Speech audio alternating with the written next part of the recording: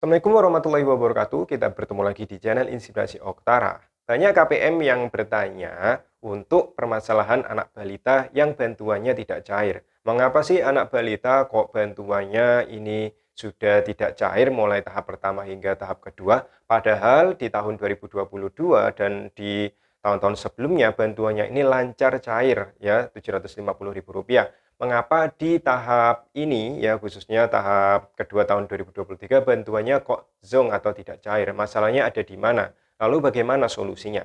Oke, kita akan membahas hal tersebut secara detail di kesempatan video kali ini, tetapi saya sarankan Anda untuk menonton video ini hingga tuntas, simak baik-baik setiap detail yang saya sampaikan, jangan hanya men-skip video apalagi hanya membaca thumbnail sehingga Anda bisa gagal paham dan langsung berkomentar negatif tanpa menyimak videonya hingga tuntas. Oke ya, lakukan untuk menonton videonya hingga lengkap.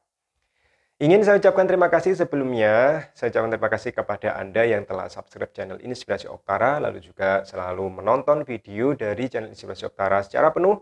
Dan juga bagi Anda yang senantiasa meramaikan kolom komentar di setiap video yang saya unggah, saya ucapkan terima kasih atas segala bentuk support dari Anda semua. Jangan lupa bagikan channel Inspirasi Oktara kepada teman, kerabat, maupun sahabat Anda, agar kedepannya channel ini bisa berkembang lebih baik lagi dan tentunya lebih besar lagi. Oke, langsung saja terkait dengan banyaknya permasalahan yang dialami oleh KPM, tidak hanya yang unggah status di grup media sosial, banyak juga yang ternyata berkomentar hampir di setiap video yang saya unggah. Ada komentar bahwa bantuan untuk anak balita PKH-nya ini tidak cair mulai tahap ini, bahkan ada yang mulai tahun 2023 dari tahap pertama. Padahal di tahap sebelumnya, dari tahap 1 sampai tahap 4 tahun lalu, 2022, bantuannya selalu lancar cair. Nah, kira-kira apa permasalahannya dan bagaimana solusinya? Oke, saya informasikan secara cepat dan saya informasikan secara detail, maka simak baik-baik.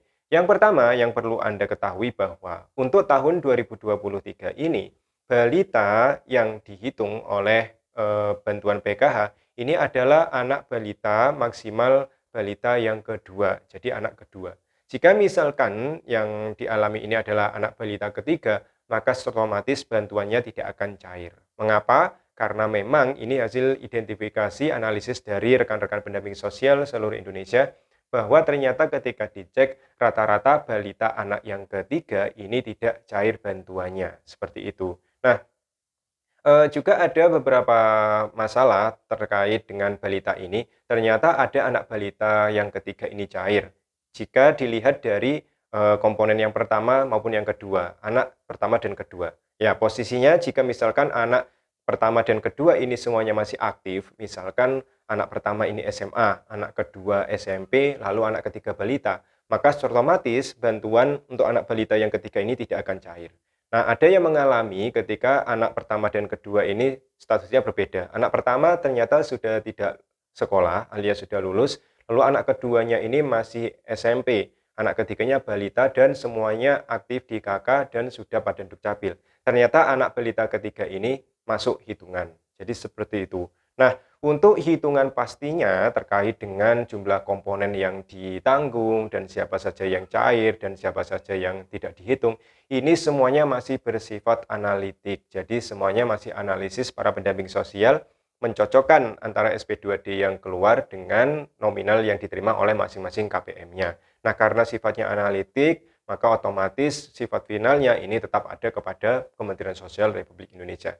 Sampai saat ini saya juga ya hampir sebagian besar pendamping sosial ini masih kesulitan untuk mengakses ya bagaimana hitungan atau bagaimana sih hitungan dari bantuan PKH di tahun 2023 karena memang sampai saat ini masih belum ada informasi yang memang benar-benar jelas yang turun di pendamping sosial dari Kementerian Sosial sehingga kami betul-betul kesulitan untuk menjelaskan kepada para KPM berapa indeks bantuan PKH tahun 2023 yang diterbitkan oleh Kemensos, berapa yang dihitung, siapa saja yang masuk hitungan dan lain sebagainya. Tapi untuk permasalahan balita memang rata-rata untuk balita anak ketiga ini tidak cair bantuannya.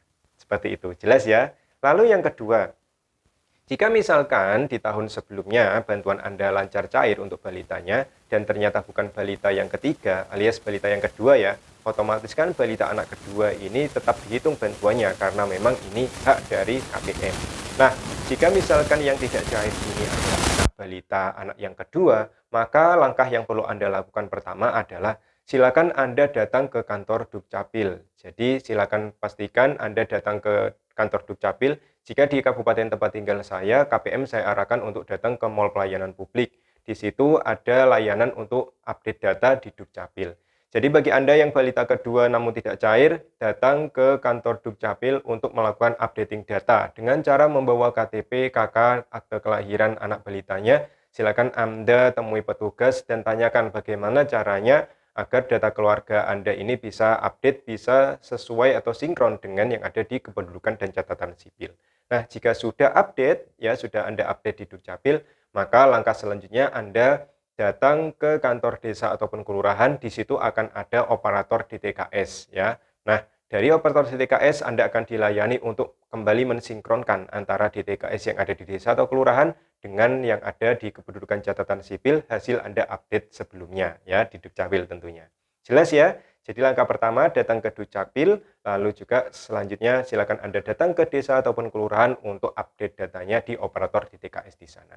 Nah, setelah itu lalu langkah selanjutnya bagaimana? Jika usaha tersebut sudah Anda lakukan, update di Dukcapil, lalu update di operator DTKS dengan syarat-syarat yang sudah saya ungkapkan sebelumnya, maka otomatis Anda tinggal berdoa dan Anda tinggal menunggu. Semoga saja ketika usaha tersebut sudah dilakukan, maka tahap selanjutnya atau tahap pencairan PK tahap ketiga Anda ini sudah bisa sesuai bantuannya.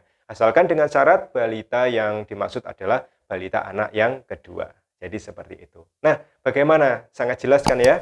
Jadi bagi Anda yang masih memiliki pertanyaan yang sama, permasalahan yang sama terkait dengan balita yang tidak cair, silakan Anda ikuti saran saya, semoga saja berhasil. Karena memang KPM yang saya dampingi ini banyak yang lapor bahwa ini sudah sesuai bantuannya karena sudah melakukan updating data dan tentunya sudah sinkronisasi antara Dukcapil dengan DTKS yang ada di desa ataupun kelurahannya.